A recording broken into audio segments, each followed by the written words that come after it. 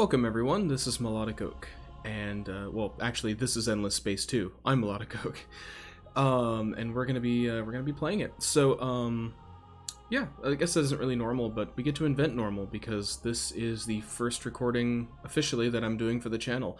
Not the first time I've ever recorded, but that's a story for another day. Yeah, so this is a strategy game, a 4X strategy game that I am really truly in love with. I love this game so much. It's one of my favorite games of all time, and it very well might be my favorite 4X strategy game ever. I can't recommend it enough. So a couple of things about Endless Space 2.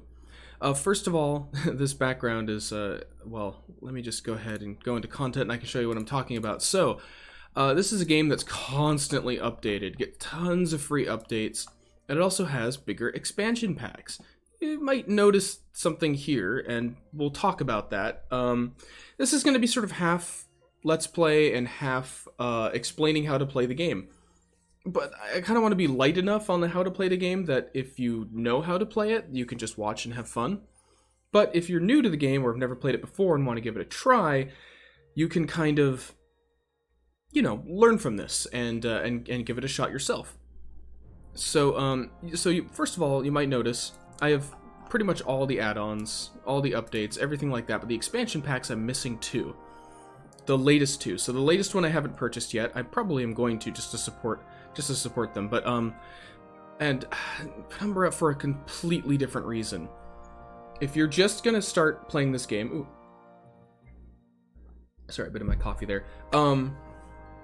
If you're gonna start playing this game, I highly recommend playing the base game first and seeing if you like it, or watch this video and see if you like it. And if you do, go ahead and pick up these two expansions, Vultures and Supremacy. It adds a ton of stuff to the game, all of which is really well made and really well balanced and is just excellent. I consider it basically part of the base game now.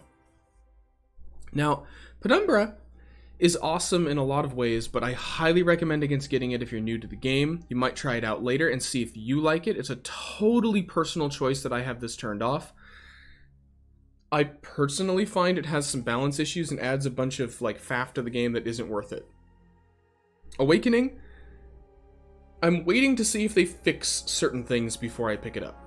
There are certain things that have been pointed out to me by some other people that make me not want to get it until they potentially fix some of the issues. But all that aside, everything else that's available for this game in DLC, everything else is worth getting. These two expansions and literally every mini expansion that they sell is completely worth the money. Highly recommend picking it up. So, but we're going to jump right in. So let's go ahead and start a new game. There are a bunch of different empires in this game. These are the two that are added by the two expansions that I currently don't have activated, but all these others are in the game. And a little fun thing about this, about all of this, is that if you have any friends that have other expansions that you don't have, I'm pretty sure, I'm not positive, actually don't quote me on this. I know that this is how a lot of Paradox games work, but I'm not quite sure if this is how. This game is not made by Paradox, but I'm pretty sure that I'm almost positive they use the same system where players that have expansions can use, you know, factions from those expansions in games hosted by people that don't, or the other way around. I could be wrong. I'll go ahead and try to double check that, but so don't quote me on that. But so we're gonna pick an empire to play today. I was thinking there was a couple that I was considering playing today. And some of it coming from personal choice, and another part of it coming from like, what's a good place to start and show people how to play. Also have a good time myself, which is important if you're going to have a good video. And lastly, just for the sake of having a Let's Play, something that's not going to be absolute, well, restart material. So let me go ahead and show you some of the empires. So so these two here, the Hiso and the Vultures, are both added by two of the expansions, and the Vultures are one of my favorites to play. And then the rest are all vanilla. So this is also the Sophons. They're the sciencey guys. By the way, the lore in this game is amazing, and I'm not going to spend too much time on it because I could talk about it all day, but you'll probably hear me mention it from time to time. There's the Cravers. They were created for war and destruction and to consume all, and they eventually kind of became their own empire and broke off, and they're still doing what they do best. They're terrifying. The Lumeris, they're frog people, and they like to buy everything. So rather than having like colony ships and stuff, they actually will buy planets. Vadyani, they're heavily religious and warlike. United Empire, they're kind of your standard humans, very industrious. Horatio, one guy cloned himself, and that's his empire. A ton of clones of himself. He's amazing. Very vain. Riftborn, they come from another dimension, that dimension being time. Essentially, not completely, but they come from a different dimension, or another plane, if you will. And now they've been shoved out into the universe of the Endless and have to survive. And finally, the Unfallen, which are a generally peaceful tree people race, plant people, who can be warlike if you poke them too much. So, just wanted to give some quick explanations here. Oh, and by the way, he's so very warlike, but kind of like tribal and honor bound. And then the Vultures are sort of they're space Vikings, basically. So you probably understand why I like them so much. Space Vikings that have been asleep for a very long time, and now are here to kick ass and take names. So, the Vultures are kind of what I wanted to go with. United Empire would be a great way to kind of show off the game, but I'm thinking that's probably what you're going to be playing first if you're just trying out the game for the first time. You see these little diamonds? Those show you the recommendations on what you should be playing if you're new to the game. Any of the empty diamonds, feel free to play any of them, and they're a pretty good place to start. I don't know why Horatio is empty. I wouldn't put it that way, but... and Riftborn, honestly, I would swap these two. Horatio, I would have be medium difficulty to play, and Riftborn be pretty easy. Riftborn aren't that hard to play. Unfallen should be hard. Honestly, this is only semi-accurate, but at the end of the day, if you play any of the empty diamonds, you should be fine. The only thing about the Vultures is that they can have some rough starts if the game doesn't hand them certain resources on a silver platter. They can still make it if it doesn't happen, but it can be a little bit painful. We're gonna go ahead and play the Vultures for this. Now, keep in mind, the Vultures are a little bit different from the United Empire, and I'll be pointing out the differences, but you know why I want to play them instead of playing the United Empire is because I want to showcase something really special about this game, in that it has extremely asymmetrical gameplay. Everyone's going for the same goals. There's the same victory conditions for every single empire, but the game is played totally differently by each empire. It's amazing. So anyway, we're going to keep settings pretty basic here. Random galaxy shape, a medium galaxy size with 6 competitors, which is the recommended number for a medium galaxy. I think it defaults to large with 8. We're going to go ahead medium with 6. Normally, if I want a really, really big challenge, I play on Endless. If I'm looking for a standard game, I play on Impossible. If I'm looking for a super casual game, I play on Serious. It's probably going to start you on normal here. In my opinion, if you've ever played another 4X strategy game, even if you're new to this game, normal is going to be super easy. Hard or Serious is what I recommend if you've played a 4X strategy game before. And then once you sort of have learned the game, crank it up another notch, and Serious or Impossible is where I think probably most people who know how to play the game and know the faction they're playing are probably going to play on any given day. For the sake of this Let's Play and it not ending early due to, sort of a bad start or something, and also just being able to keep the Let's Play going so I can explain things, I'm going to go ahead and leave it on Serious for now rather than Impossible. We'll probably do another Let's Play later on Endless or something, but let's go ahead and do this for now. I recommend leaving everything on normally. It's funny how I can play on Endless, but the moment you crank this up, I have difficulties, and you'll see why. Especially early on, pirates can be a big problem.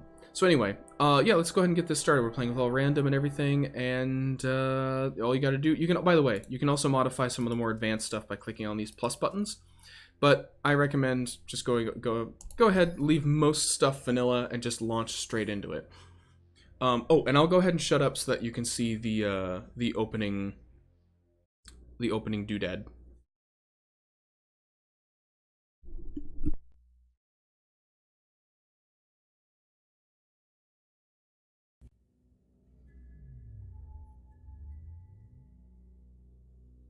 Is this the end of our voyage? We had such hopes at the beginning, though we left in sorrow and desperation.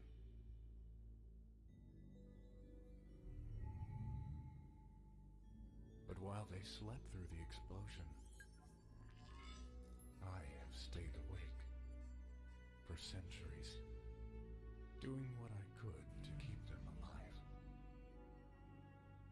To save Zolia, first of the bloodline.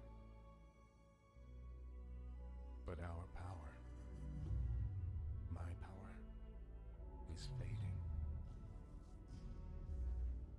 I can do nothing more for my people, the Vaulters.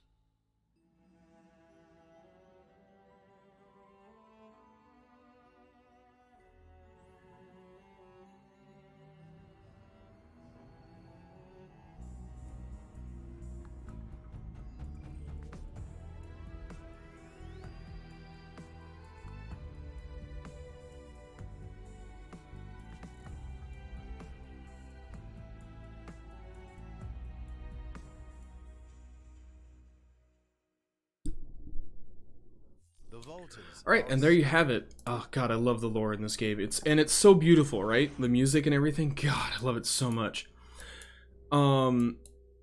So I guess just a really quick thing on the lore is basically the Endless universe had a precursor race called the Endless. They used this really powerful material called dust. It's funny, it's actually what that is right there.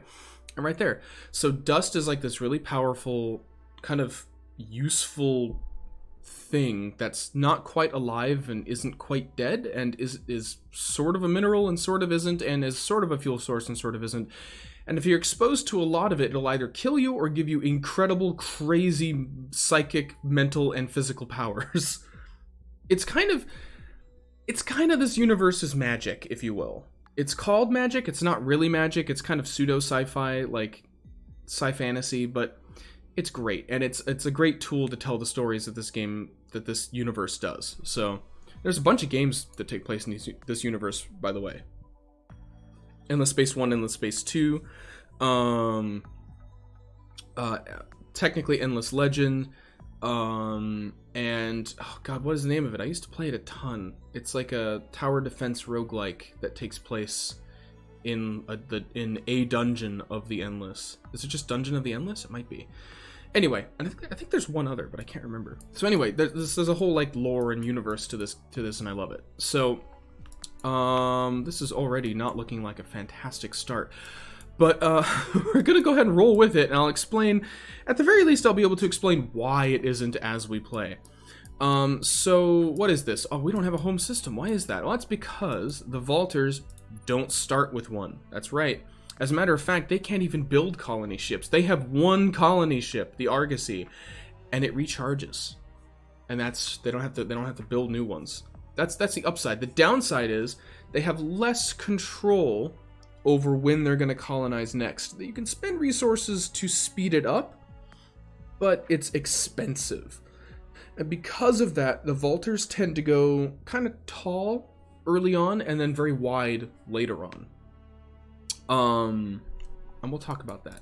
But right now, I don't want to overwhelm. So, what are we looking at here? Well, this is sort of the overview, and this is the galaxy, which is going to be a random shape and color and everything each time you play. It's pretty cool.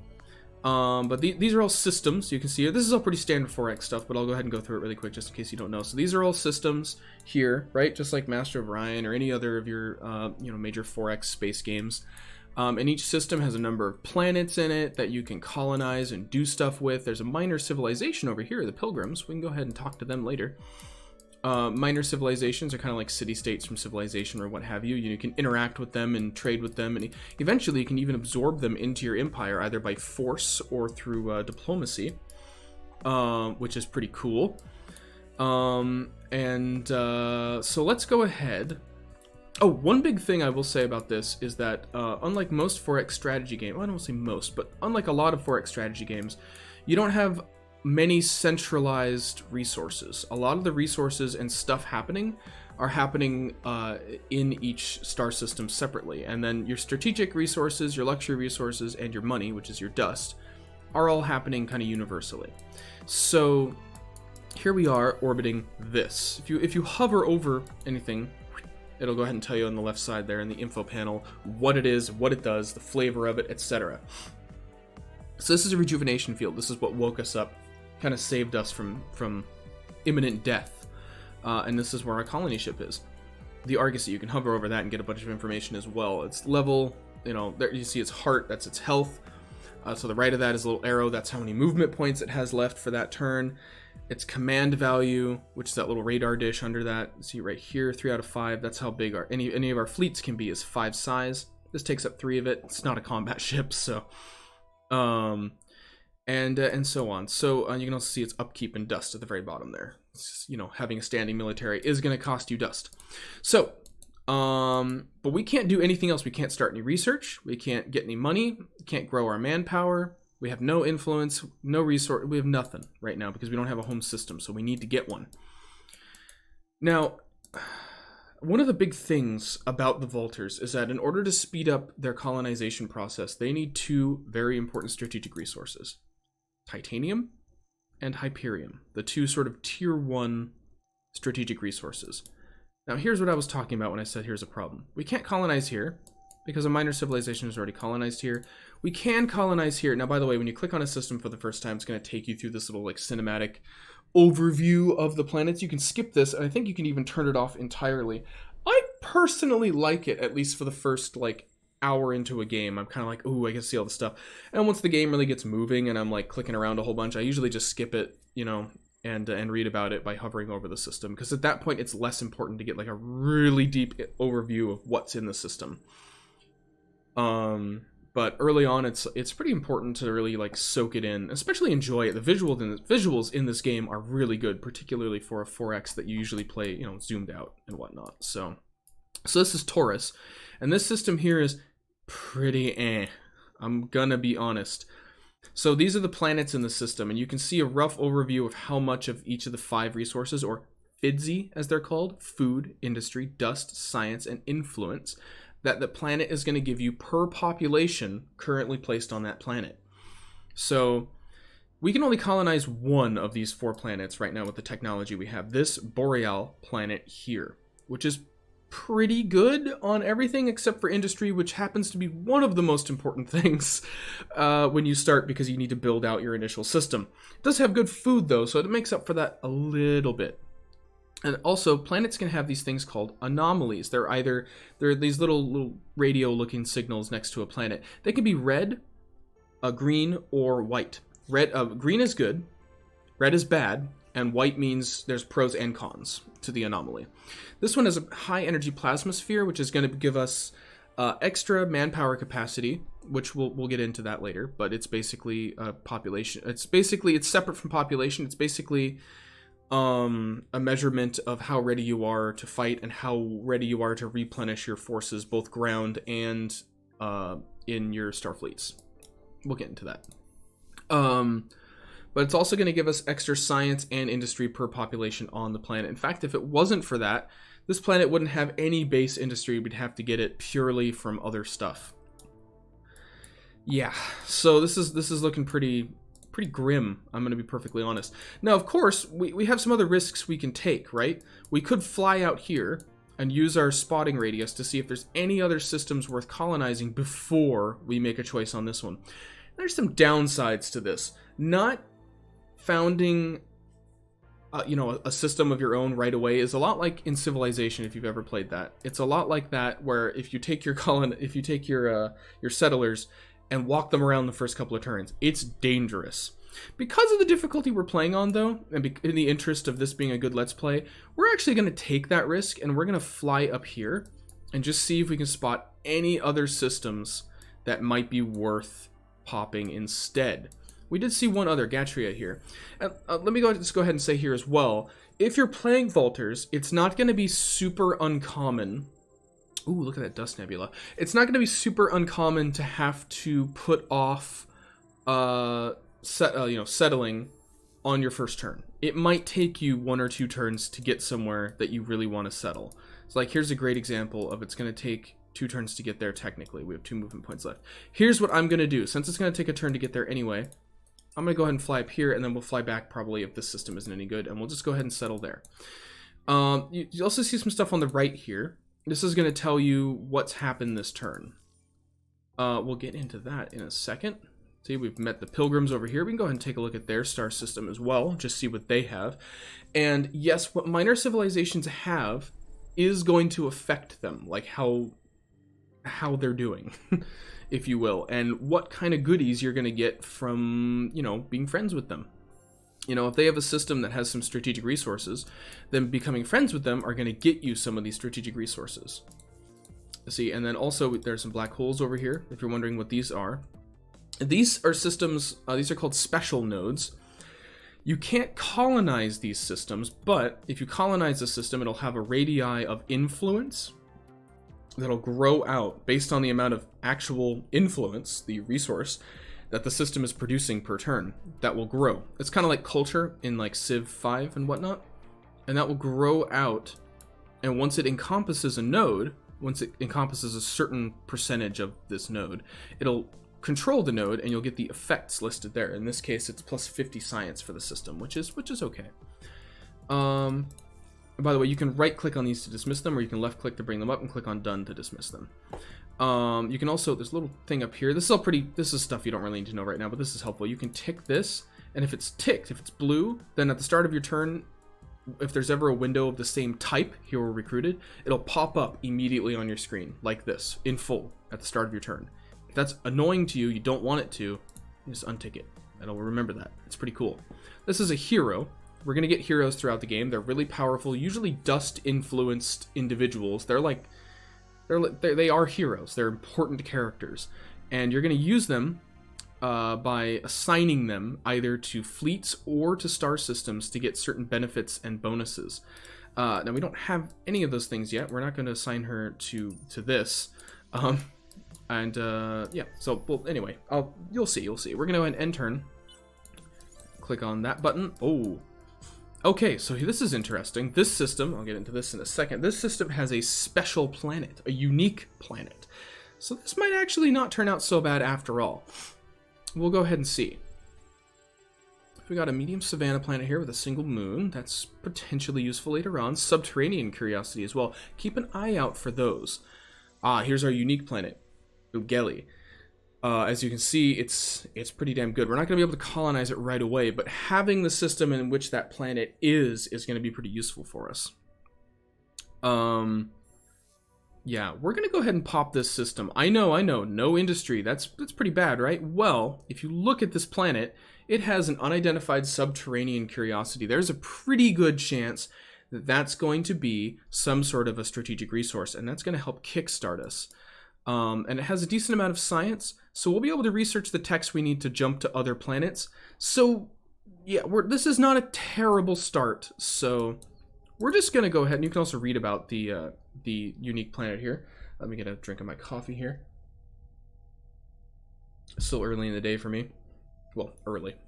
You can see the time down here, 1 p.m. Yeah, it's not early. That's kind of a late start today. So, yeah.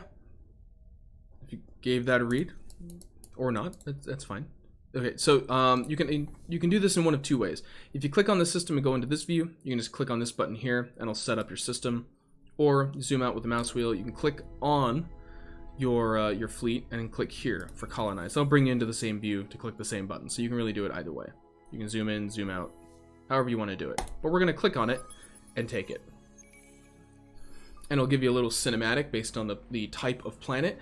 You'll only get these cinematics if it's the first planet you're colonizing in a system. So it's pretty cool. There's some you're going to see more often than not. Like, for example, it's usually pretty rare to be colonizing a gas giant as your first planet of a system. But gosh, goddamn, the cinematic for it is so beautiful. So I highly recommend doing it at some point.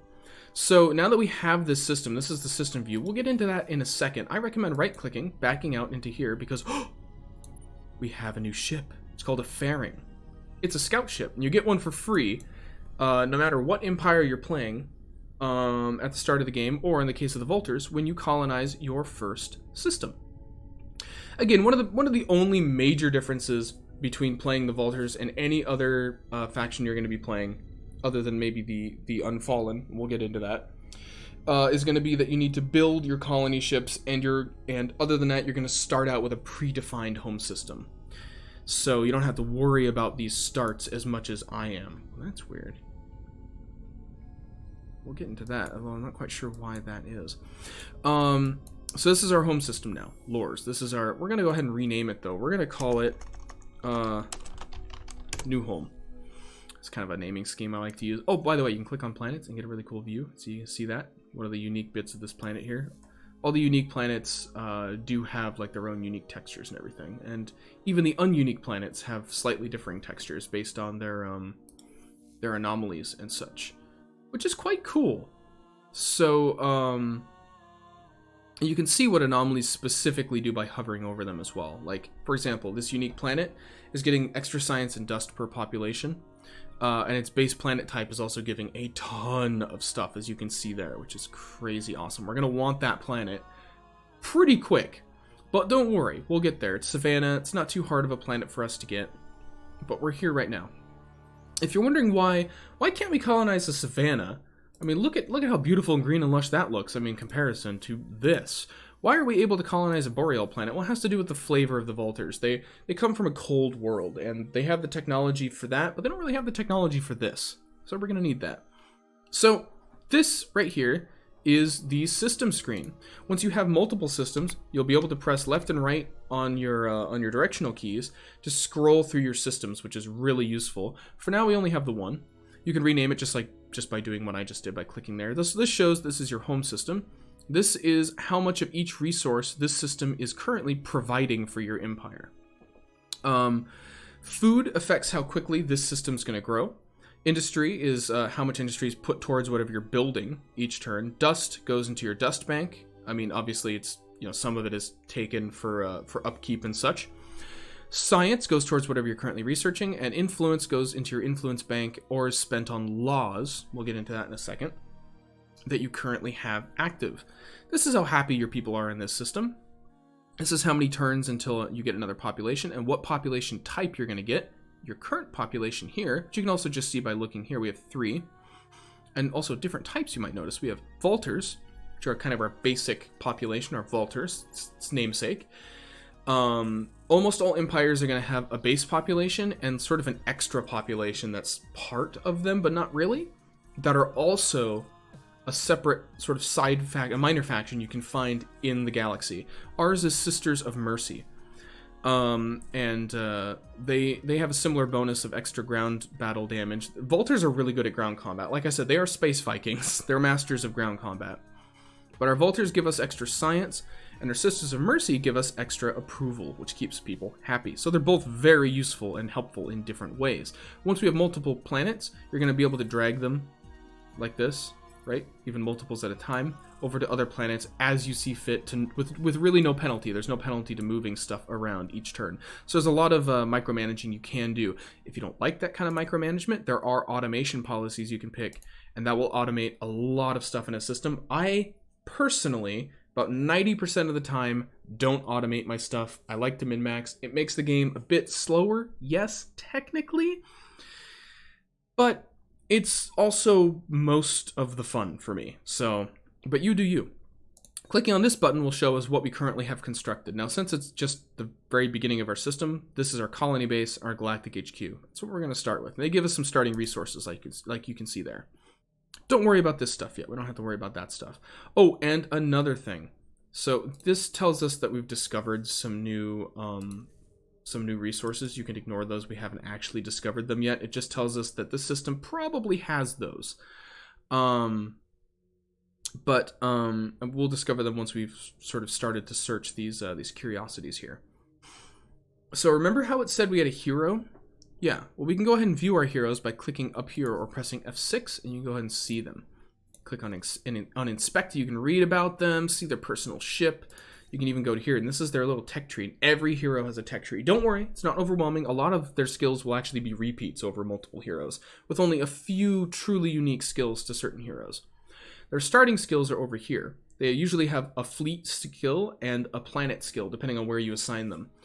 Personally, and it really depends on your playstyle, there's no right or wrong choice here, but you can assign them to their own personal ship, assign them to a fleet, or on their own, and just send them off into the galaxy and start exploring. This can be a little bit dangerous.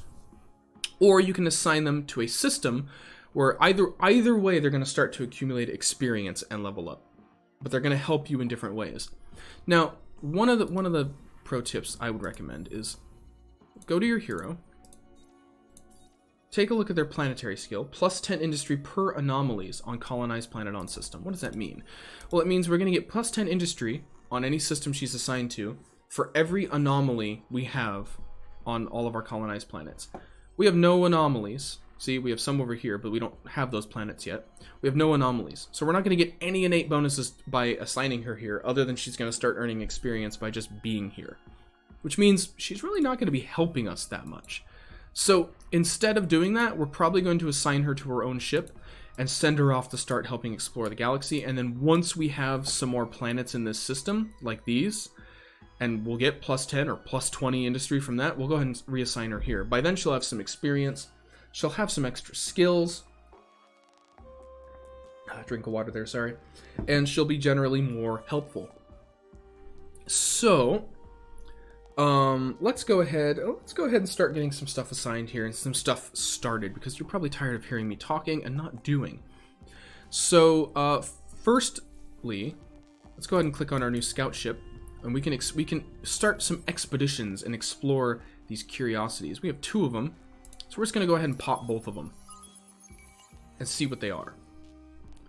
We got some dark glitter. That's a luxury resource. We'll get into that. And some more dark glitter. I was hoping for some strategics.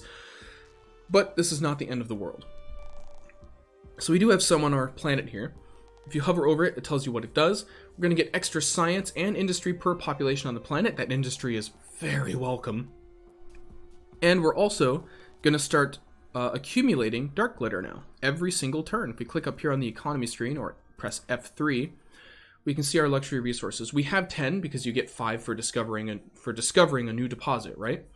So we have 10 because we discovered 2. And we're also getting 2 per turn because we control 1 average deposit. There's poor deposits, average deposits, and abundant deposits. That's right. And they're each going to get you 1, 2, or 3 of that resource per turn, respectively. So these are both average deposits, so controlling both of them will mean we'll get 4 dark glitter per turn. Now we'll get into what you use luxury resources for later. For now, just having it means a bonus for our population on this planet. That's enough for me. So let's go ahead and get some build queue set up here. This is your construction queue. You can press this to change the size of this if you need more room, which you will, trust me. So we're going to build some stuff. We don't have a lot of options right off the bat, but we have 3 things that are listed as sort of initial improvements. Drone networks.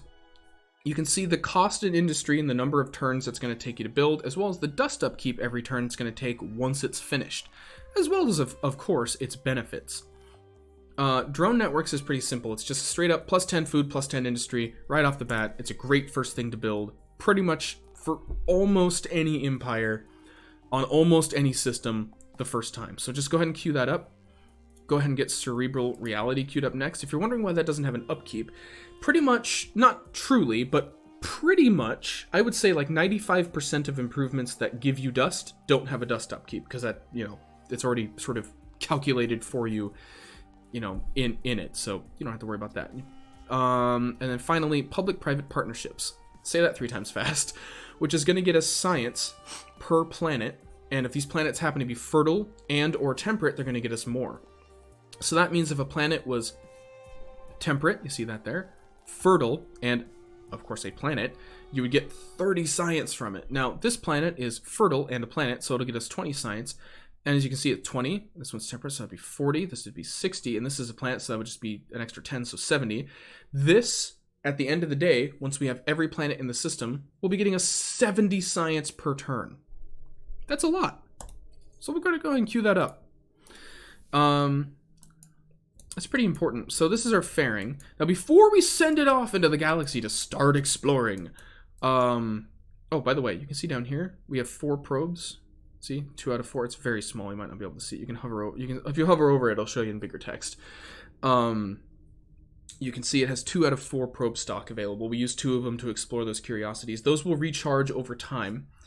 And it also uses up movement points to launch them. So if you have 0 movement points, you can launch more probes, but you can't move if you have no movement points. So just keep that in mind. But we're going to go ahead and click up here on the military status, or F5, and we can see all of our ship designs. Our fairing is that new scout ship we got. So we're going to go ahead and click on edit, and then we can change things about this ship. It has some very basic guns. It has some very basic armor, some very basic propulsion, and of course, it's improved probes. These are probes that allow us to do exploration. There's not a whole lot we want to change about this ship, except this is our exploration ship. We don't need weapons or armor right now. If this ship gets into combat, we're almost certainly going to run away. So we're going to take off those, and we're going to slap some extra movement into this slot.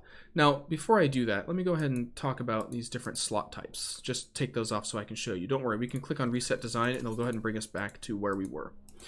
So you see these little squares here, right here. These are support ship modules. They do things like support, movement, probes, nano repair bots. Anything that's non-combative generally will go there. Shield modules, so literally shields or armor, will go into those slots. Little sword is for weapon slots. Or for weapon modules and slots. That's used to fight, of course. And then over here, these are squadron modules. We're not using those yet, but those are things like fighters and bombers. Because what is a good space battle without unrealistic fighters and bombers? No, it's fine. It's cool. Ah, delicious, life-giving coffee. All right. So let's go ahead and click on Reset Design. And then take these off. And give ourselves a little bit of extra movement. Bam. So now we're going to be moving literally twice as fast. Well, excuse me, not literally twice as fast. So a ship, every ship type, so the hull type here, Dark Class, has a base movement speed. So we're not literally moving twice as fast. We're moving 4 MP movement points without any engines, and each of these is going to give us 3 more. So we're moving 10. So we're moving more than twice as fast as we would without any engines. Let me put it that way. We're going to click on Apply Design. And then we're going to update our design. So if you click on it here, see, we can see stuff here. This is our Argosy, which is currently docked and recharging because it just colonized. And then here is our first Resolute Kith. It'll automatically name fleets. You can rename those. If you go back into this screen, you can click here and then rename. I'm just going to go ahead and leave it for now. I don't usually bother with that unless I'm playing a really roleplay, flavorful game, which I do from time to time. All right, once you have it selected, you can click here to update the selected ships to their latest design. It is going to cost some dust and sometimes some resources, but we'll go ahead and click on it and get it updated to its latest design. You can see its movement points have gone up to reflect this change, which is wonderful. We're going to go ahead and get this thing exploring. So we don't know what's over here, so we're going to go ahead and send it on its way and see what we see. Nope, we'll find out what's there next turn. No worries. Oh, it's dark glitter. Okay. So there's still a number of things we need to do before we go ahead and click on end turn and get moving on. By the way, if you hover over end turn, I highly recommend against doing this as a new player because it's just going to disappoint you and it's going to make you think you're not playing well enough when a lot of the time that's not true.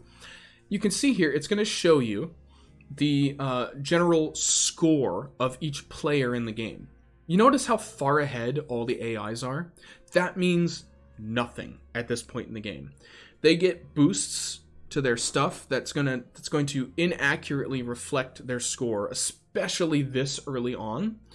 And not only that, even later on in the game, I have won games where my score has been easily like bottom 2 or 3. So this score means very little, if I'm being perfectly honest with you. It can mean something. It can be a general way to tell how far ahead someone is, but it's very general. Like, someone could be near the bottom and be near victory of a certain type. There are different victory types in this game, and it's way too early to get into that. I don't want to overwhelm you. So, let's go ahead and just stay with the basic stuff. I will go ahead and point something out here, though, now that I'm looking at it, that I probably should have mentioned earlier. See all these little dots above a system? That shows you how many planets are in a system. If they're hollow, it means you can't colonize them with your current tech. If they're solid, it means you can. If they're blinking like these two are, it means they have unexplored curiosities. And last but not least, if they have a ring around them, that doesn't mean they have a ring, funny enough. It means that it's a unique planet. Yeah. So there you go. And if they have a color, that means that they have been colonized by an empire of that color. We're orange. It's my favorite color. So orange and black. Halloween! All right, so we have a couple of things we need to do. I'm trying to think of where I should start. Let's go ahead and start on the research screen, because holy moly, you're going to be overwhelmed. And please don't be, because I was when I first started playing, until I realized how simple this actually ends up being. This is the research screen, the technology screen. There are 4 different types of technology. There's science and research, ironically. There's like economy and empire development, or well, technically I think this is called empire growth. Yeah, and this is population diplomacy. Okay, well the wording for it is kind of weird, but basically this is economy. This can be boiled down to economy, empire development and influence, science and colonization technology, and military tech. Those are the 4 quadrants you're going to need to be remembering. Generally speaking, depending on your playstyle, you're probably going to be focusing mainly on 1 or 2 of these trees, but you will be getting a smattering of other techs from the other trees as well. You're not going to be able to play an effective game without getting stuff from technically all of these. You'll see you start with a couple. These blue ones are techs that you have. We start with xenobiology and rare earth foams with the Vultures. What techs you start out with are going to differ from empire to empire. But those are the 2 we start with. And they are what allow us to make and colonize some of the stuff that we do. I wouldn't worry too much about that. It is worth hovering over these just to see what kinds of planets you can get. Tundra and Mediterranean are safe for us. That's good. No, it's all very good. It's going to recommend certain techs for you. That's really, really helpful, see, for new players. That way you know, like, if you want to go down a tree, it's always going to have, like, 1 recommended tech for you. So if you go, I really want to focus on economy right now. Cool, let's zoom in. Oh, it recommends this to me. That's probably a good place to go, right? I'd say about 75% of the time, the suggested tech is probably the way to go. And the 25% of the time, the game is completely and totally 100% wrong, and you should pick what you feel like you should go with. In fact, 100% of the time, you should go with what you feel like you should go with, because it's a game, and if you're not having fun, why are you playing it?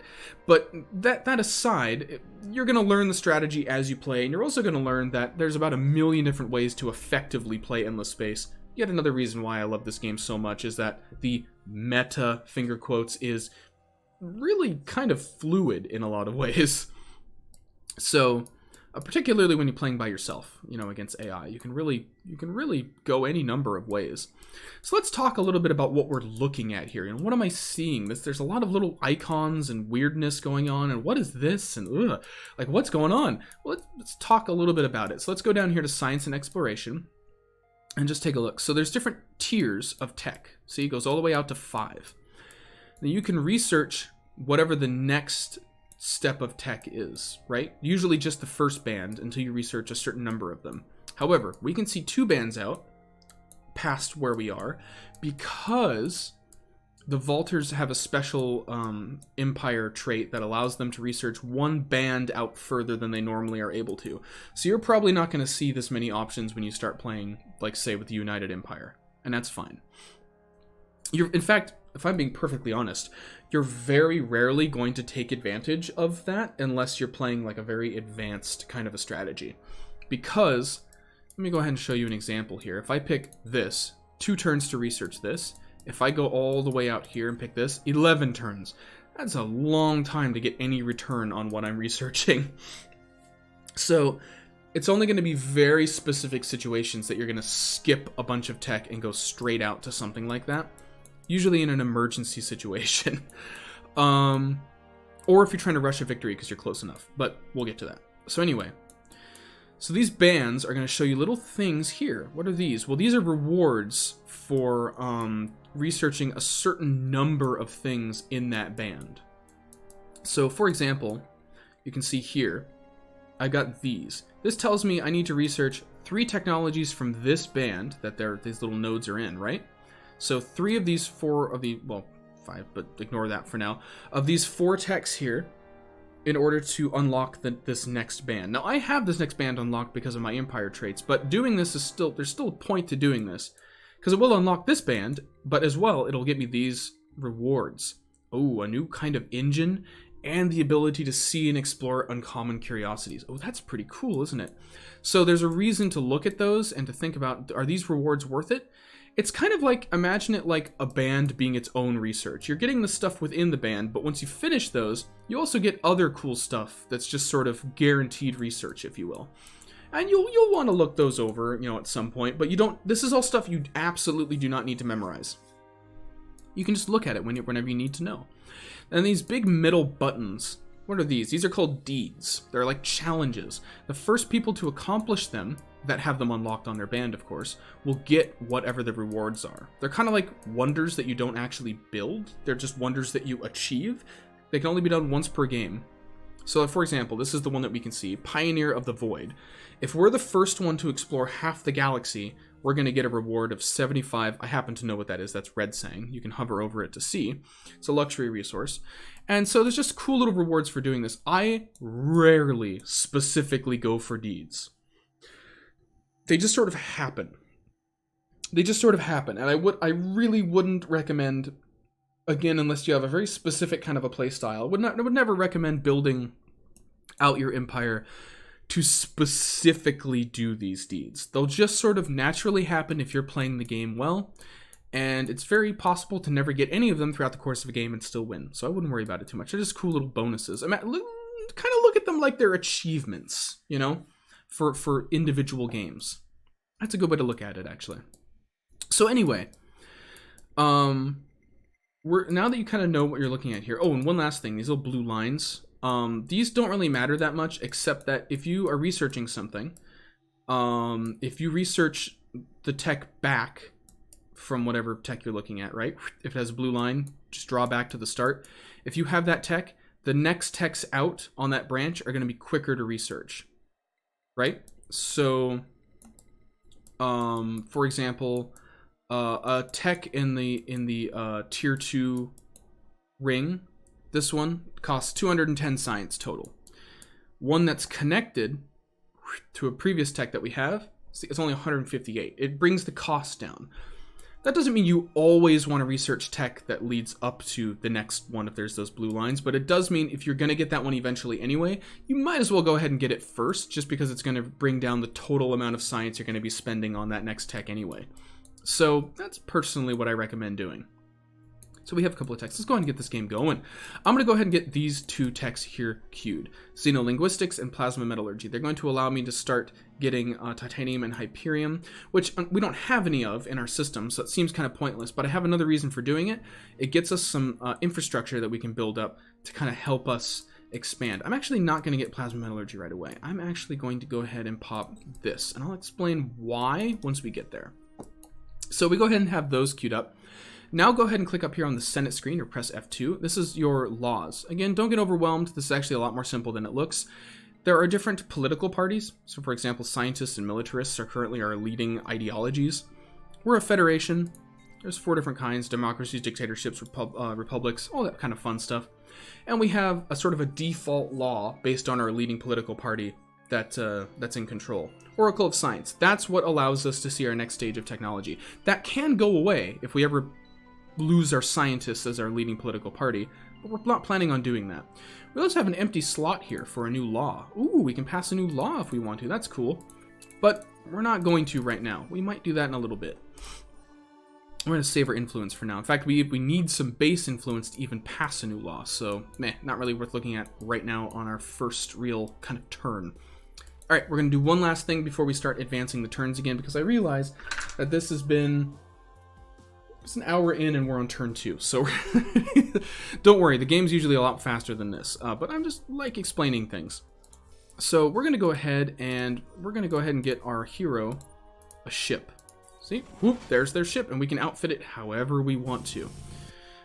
We are going to go ahead and give our hero some probes so they can do some of their own exploration, some extra movement.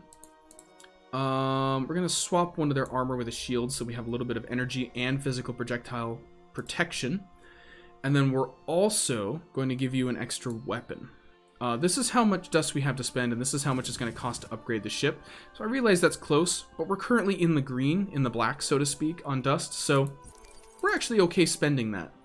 And we're going to go ahead and click on create fleet, which will create a new fleet with that selected here. We're going to make them here. This is the only system we have, so click on that. And bam, they are a fleet now, see? They can fly around and do stuff.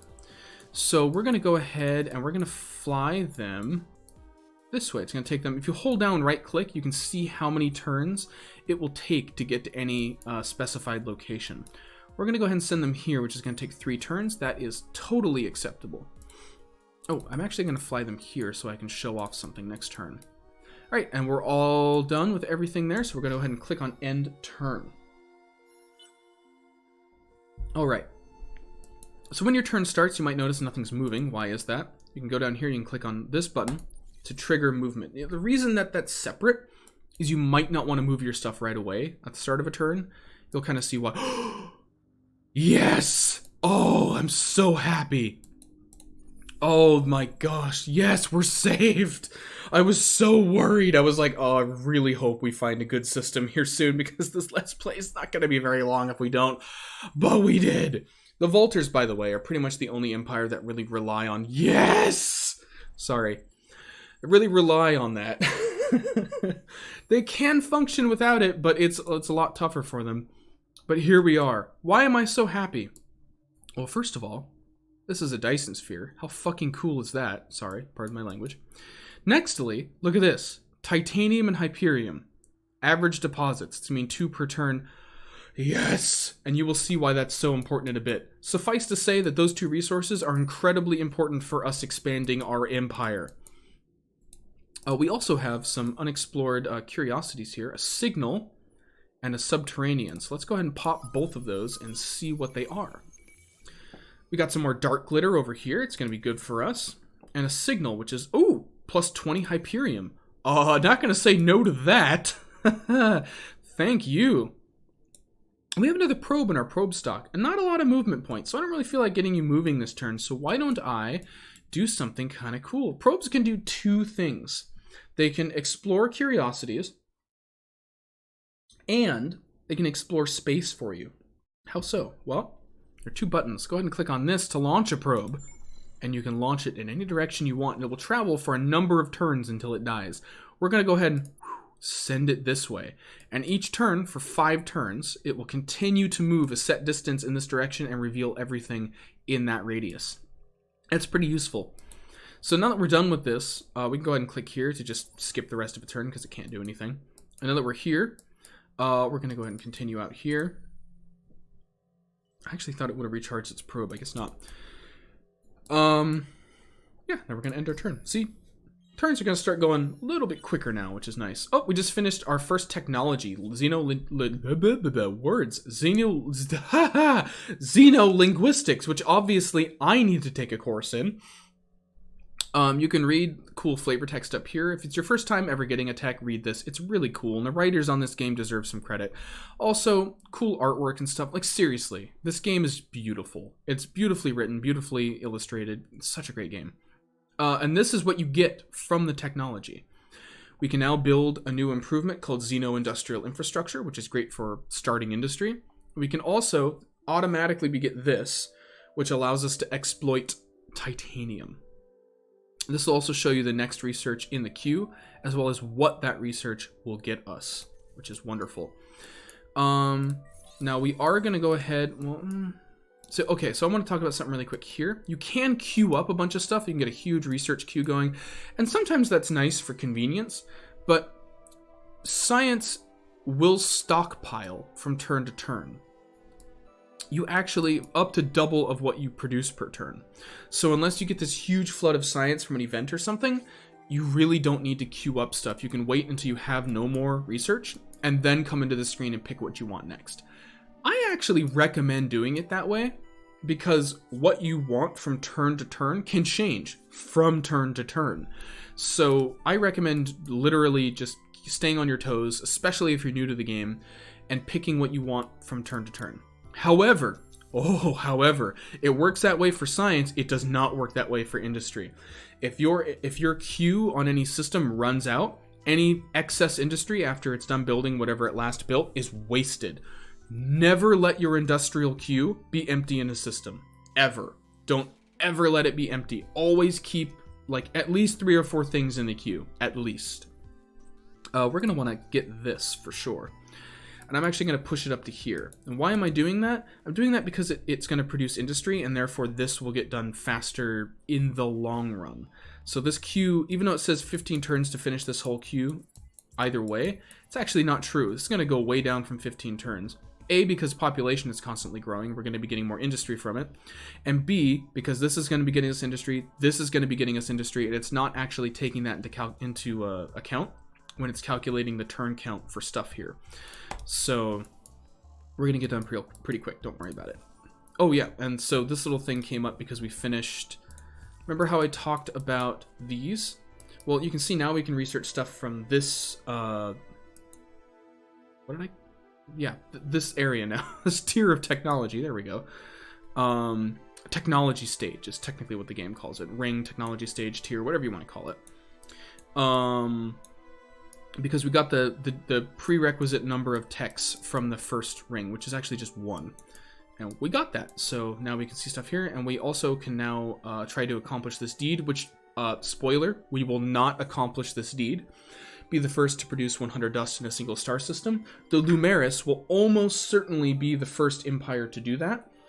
And so we're not, don't even worry about it. Don't even worry about it. So yeah, but you can click on this to see what new deeds are available and all that kind of good stuff. So right, you have movement points now, and you can go places and do things, and that's awesome. So we're gonna go ahead and get you flying down here. You here, oh, we have some curiosities here that we can go ahead and grab. So this system is pretty good, I'm not gonna lie. It's kind of small overall, but it's got some really good anomalies, particularly this one. Plus 50 dust on system. It's so good. This ash planet has strange fossils and dense atmosphere, which is amazing. And then over here we have some unidentified curiosities, an atmospheric one and a subterranean one. We're gonna go ahead and pop the atmospheric one. Oh, it's a negative anomaly. Poor soil. Less approval and way less food per population, but we did get some bonus science for popping the node as well, so that's nice. So the system looks a little less attractive now, but still probably worth grabbing at some point. Now there's still one curiosity anomaly here. We have some movement points, so at this point we could either move on or just kind of hang out here and wait for it to recharge. Because this looks like it's not going to go too far away from this node, we're just going to keep flying. Keep exploring. See what we find. See what we see. Say what we see. Etc. Oh! Oh, wonderful timing. Okay. So this is the first of your solo quest. Solo quests, there can be minor ones that are kind of like side quests, and then major ones. And the major ones, there's like one major quest line that will go throughout the whole game. It's kind of like this game kind of has a campaign built into its general game. And you can play along, and it's going to be different for every single faction. And look at all this story. It's awesome. I'm not going to read through all of this because I don't want to keep you here even longer than we normally be. But basically, this is the Vaulters like reeling from the fact that they're in a new place. They don't know where their old home is. They're missing Opbot. Opbot, no! We have to find Opbot. And we have some choices on how we can sort of proceed. And each one will have different requirements and different rewards. And will advance the story in different directions. Now, you can actually finish a whole game and win or lose completely independently of whether how far you've gotten in your own quest. There's some really nice benefits to finishing your solo quest, like game-changing benefits sometimes. So actively working towards completing these objectives can be really good for you, but it's not 100% necessary. So, it's funny. I actually like the rewards for Sentinels more than Seekers, but Seekers is going to be way easier for us to do. So we're going to go ahead and pick Seekers, which has us, we need to build 4 scientific star system improvements or wonders. And if I go ahead and go here, you'll see that see on the left there where it says system improvement and in parentheses it says science. That means that it is a science improvement. You can hover over anything and see what kind of an improvement it is. See industry, initial, This is a approval wonder, and this is a ship. So yeah, but we're already going to be building one right off the bat. And if we get a second system, we're going to build it there too, and that'll be 2. And then of course we're going to get more as well. Like this is that's not going to get us any, but we will be getting more from here as well. So anyway, so we are going to go ahead and go with Seekers. Click on confirm. You'll get a little bit of extra text at the bottom telling you what's going to happen or what has happened because of your choice. We'll go ahead and we'll get 100 Eden Incense from completing this, which we may or may not use, but even if you're not going to use it, you can actually sell it on the Galactic Marketplace, which we don't have access to yet, but we will. Oh, somebody's discovered the Academy. So normally there's a quest leading to this, but apparently this time someone kind of stumbled onto it. So this is a big part of the lore that I won't trouble you with, but basically, in short, just so you kind of know what it is, there's this mysterious academy where heroes come from, led by this big sort of mysterious individual. I won't spoil anything because there's a bit of a story that happens during this as well, but basically people can control the academy system unless you own the latest expansion, which kind of really does some weird stuff to how the academy works, but you can control it, and if you control it, you can assign heroes there to gain extra experience, and you can also see every single other hero in the current game that every single other player has. It's crazy. Okay, so we're going to talk about constellations next video as well. So we're going to go ahead and end it here. I know, so much information, so few turns. I promise things are going to speed up a little bit. I hope that this has been interesting and not totally overwhelming. The thing about this game, and I'm just going to go ahead and end this video on this note, is that there is a tutorial built into the game, and it's amazing. It's actually super helpful and not sort of... It lets you play the game. It doesn't say, click here and then do this. It just explains how things work and then lets you make the choices. And I really like that.